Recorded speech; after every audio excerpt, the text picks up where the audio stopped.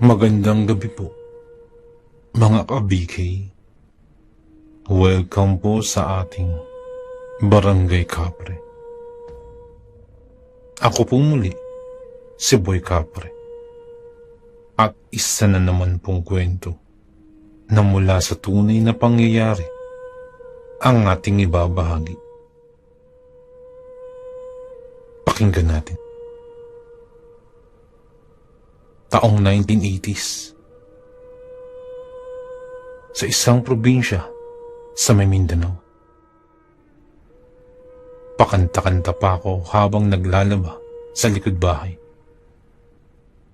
Napahinto na lamang din ako sa kalagitnaan nang makaamoy ng kakaiba.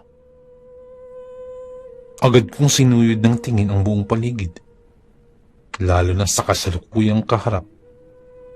At mula roon, nagkaroon ng malakas na kaluskusan ng mga dahon at maging ang paggalaw nito. Dahan-dahan akong napaangat sa kinauupuan habang hindi iniiwanan ng tingin ang bahaging iyon ng kakahuyan. Bit-bit ko rin ang palo-palo at dala-dala pa ito maging sa paglapit dun. Habang humahakbang palapit, wala namang humpay na nanunood sa aking pang-amoy ang kakaibang amoy na tila humalo na sa hangin. Para itong bulok na langka, pero lamang ay pagkaasim na ang merong umaalingaso. Pakabog-kabog na rin ang aking dibdib nang mapahinto ng ilang metrong layo mula sa pinanggalingan ng ingay. Ilang sandali pa, may umusling manilaw-nilaw na may kahabaang manipis na buntot. Pagewang-gewang ito habang nakahilera sa damuhan, at ilang saglit pa, may bumagsak sa mismong harapan ko. Agad akong napaatras at biglang napasigaw. Pagkatingin ko'y laman loob ang aking nakita. Sariwang-sariwa pa ang dugo nito. Nang tingalain ko naman ang pinanggalingan ng pagbagsak, hindi nagdalawang isip ang kulay sa aking labi. At biglang tumakas ito. Nagkulay suka ang aking labi. Kakilakilabot na pagmumuka ang nasaksihan ko mula sa itaas. Nakangisi. Litaw na litaw ang maitim at matutulis ng ngipin nito. Purong puti ang mga mata. Nakaliyad habang nakalambitin sa sanga. Hindi ko gaanong kita ang kabuuan nito sapagkat nahaharangan ng mahahaba at makakapal niyang buhok. Tanging mukha lamang ang aking nasilayan. Nanginig ang buo kong katawan. Lalo pa nang tumulo ang laway ng nilalang na ito. At tila pumatak sa aking balikat. Mas malangsa pa sa isdang dubok at higit na matapang ang amoy kaysa patay na hayop.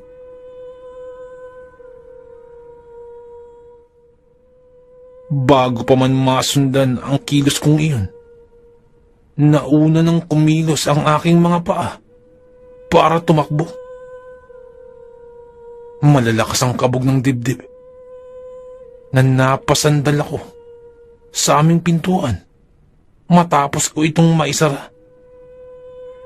Sa isip-isip ko, iyon na yata ang sinasabi ni Lolo na gumagalang aswang sa baryo namin. Mapaaraw man o mapagabi. Kakaibang aswang na naman ito. Matapos mapatay ng hugpong kalalakihan ng baryo ang dating aswang na namiminsala dito sa aming lugar. Isa itong manananggal na maraming nabiktimang buntis at maging mga bata. Ngunit ang bagong aswang na ito na nakita ko, hayop pa lang daw ang mga naitatalang binibiktima. Pero hindi rin nalala yung pagbalingan nito ay mga tao na. Mula sa pagkakasandal sa pinto, nanginginig na lumapit ako sa bintanang nakaharap sa kakahuyan. Paurong-urong pa ako kung maglakad palapit sa bintana dahil sa napakaluwag nitong bukas. Dagdag pa ang kakaibang hampas at samyong hatid ng hangin. Pinalakbay ko agad ang paningin sa labas.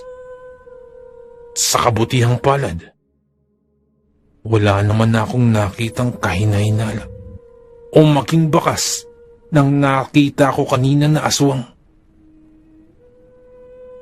Pero yung bumagsak na laman kanina, nakikita ko pa rin na nasa damuhan. Isang buntong hininga naman ang aking pinakawalan nang hindi pa rin iniiwanan ng tingin ang lamang iyon.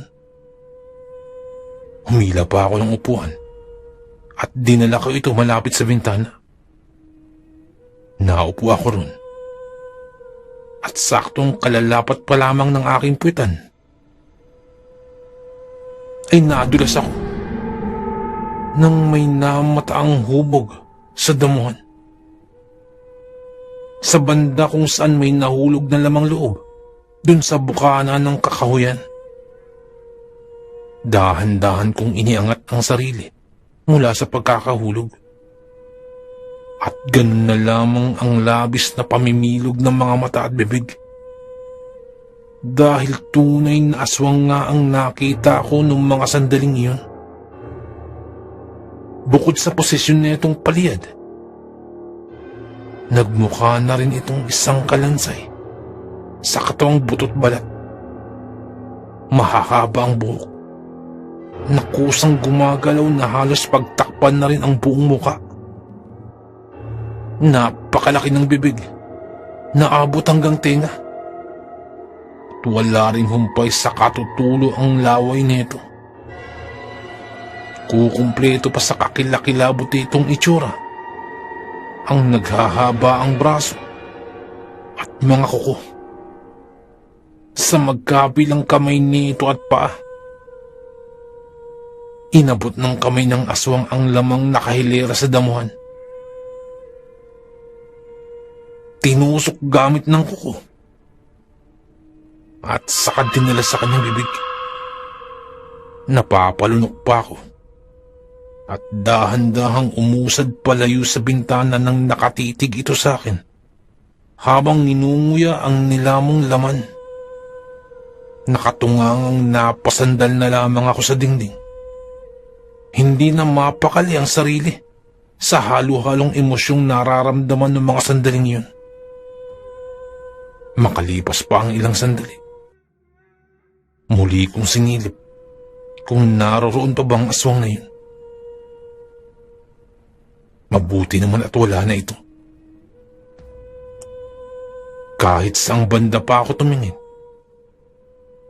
wala na yung aswang. Nabubulagta sa aking paningin. Dahil dun, napagpasyan kong ipagpatuloy ang naudlot kong gawain. Malapit na rin kasi ang uwian nila lolo at lola. Malilintikan ako kapag hindi ko natapos ang gawain. Nakailang beses pa ako ng paghugot ng hininga bago tuluyang lumabas ng bahay at binalikan ang labahan sa likod. Pahinto-hinto pa ako, sabay lingon sa paligid. Dahil sa likod ng aking isipan, baka nakakubli lamang ang aswang. Mapanlin lang pa naman sila at gagawa ng paraan para lamang maisagawa ang balak na pambibiktima. Subalit nang mapaikot na sa likod bahay, napaatras ang gagawin sanang pagsulong na lakad. nang biglang bumungad sa aking unahan ng aswang. Dahan-dahan na itong gumagapang papalapit sa akin. Sinasabayan pa ng makapanindig balahibong pag-ungol ang bawat hakbang niyang ginagawa.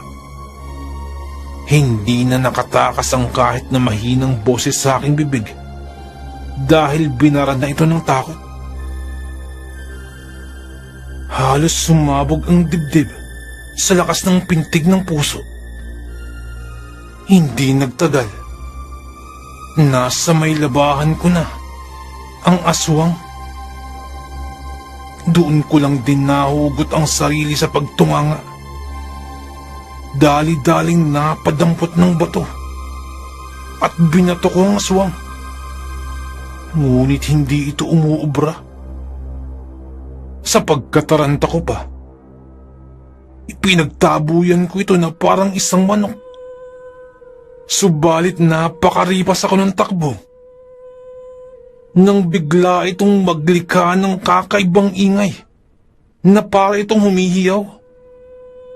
Daig pa ang pinakamabangis na hayop sa ipinakita nitong bangis sa akin. Pabalibag ko pang naisara ang pintuan at dali-daling hinarangan ng kung ano-anong bagay. Ikinandado ko na rin ang lahat ng bintana at kaagad nagtungo sa kwarto upang magtago. Pumasok pa ako sa loob ng aparador at saka pinakiramdaman ang paligid. Mula sa bubungan, bakas na bakas ang ingay mula ron. Langit-ngit ng yerong tila inaapakan. Mahina at mabagal ang pagkakagawa ng ingay na mas lalo pang nagdulot ng kakaibang kilabot sa akin. Sunod pa ang pagtatangisan ng mga ngipin na pati ang kaloob-looban ko ay nanginginig. Samot-saring kaisipan na rin ang namamayani sa aking isipan.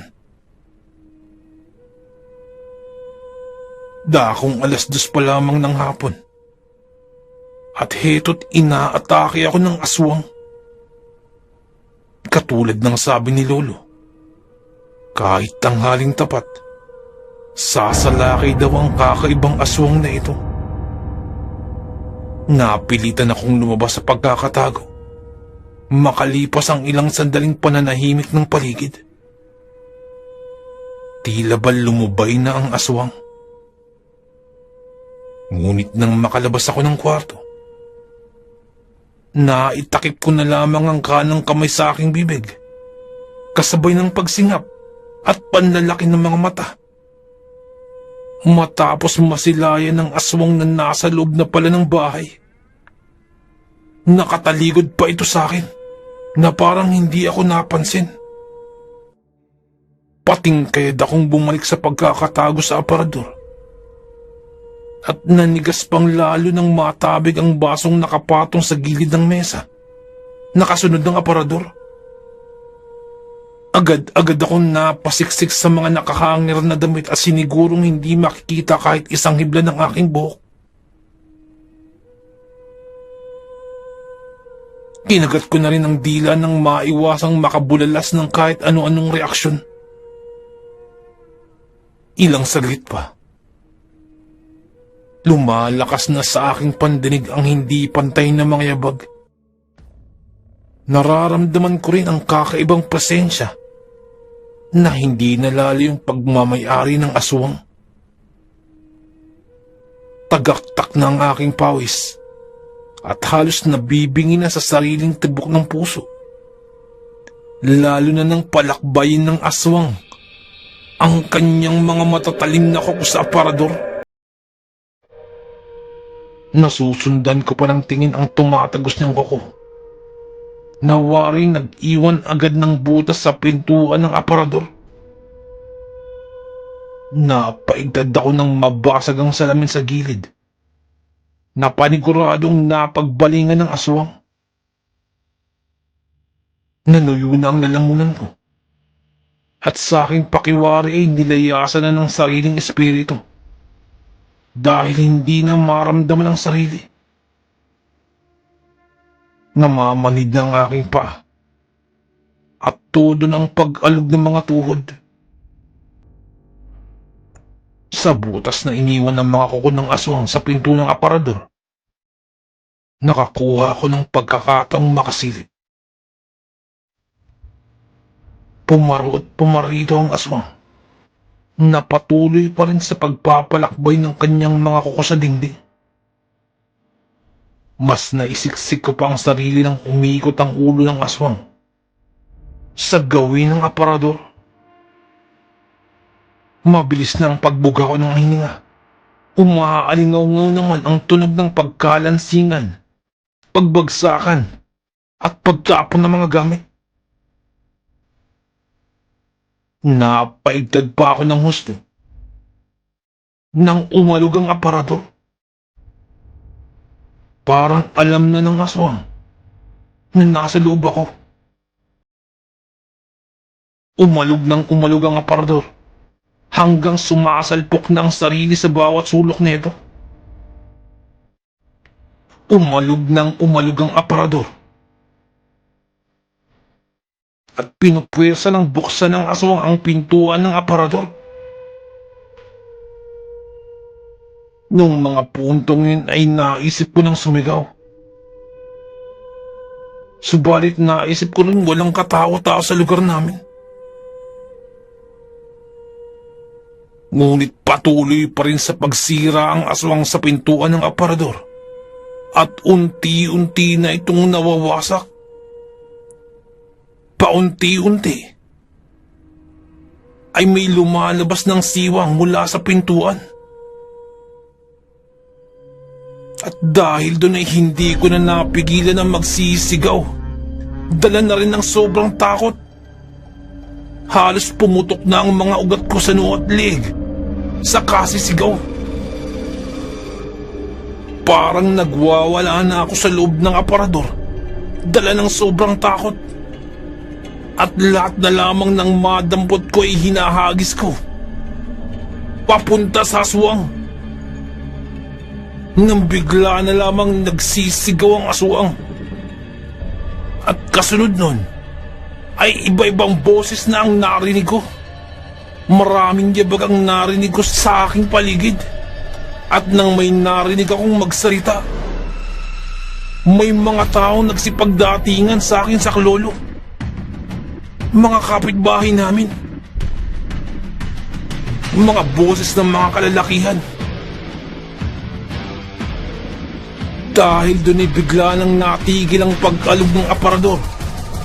At sunod-sunod na komosyon na ang narinig ko. Mga nagbagsak ang mga kagamitan. At nagsisigawan ng mga tao. At maging ang pag-angil ng aswang. Nagsipagdatingan na nga ang mga kapitbahay namin. Maging ang iba naming kaanak. Dahil doon ay sinabayan ko pa rin ito ng pagsigaw. Nang maya-maya pa, tinulungan na rin ako ng iba pa naming kapitbahay. Nang mapagtanto ng aming kapitbahay na meron pang natitirang gas mula sa kusina, isinaboy nila ito sa may aswang.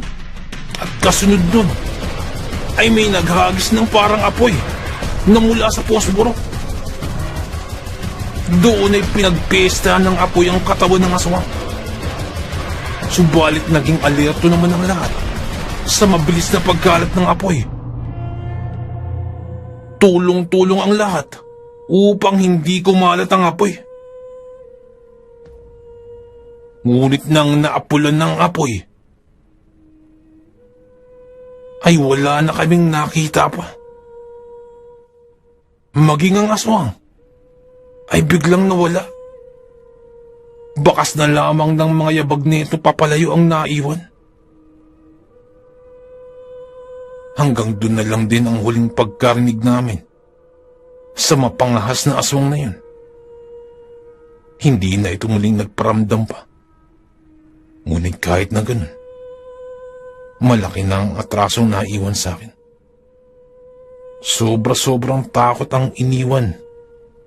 At magpasa hanggang ngayon, kinikilabutan pa ako sa tuwing makikita ang naitulot sa amin ng aswang.